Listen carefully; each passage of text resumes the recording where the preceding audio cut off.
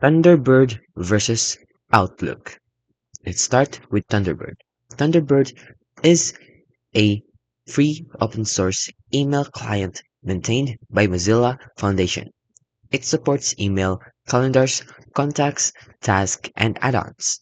Now for Microsoft Outlook, it is a premium email and calendar app that comes with Microsoft 365.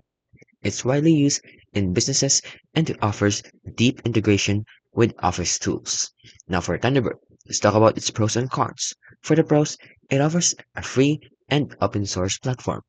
It is also highly customizable with add-ons. It works on Windows, Mac OS, and Linux, and even Android. And you can also have a great POP or IMAP support. Now for the cons though, it is feels outdated compared to modern apps, and there are no native mobile app, and the limited support for Microsoft Exchange features. Now for Outlook pros and cons. For Outlook, it offers a seamless integration with Microsoft 365, Teams, and OneDrive. It also has a polished AI and UI professional look.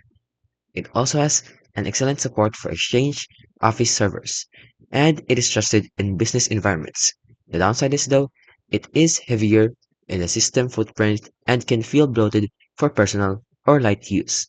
So choose Thunderbird if you want a free open source email client that respects privacy, and choose Outlook if you need professional features, business grade calendar, and marketing meeting tools.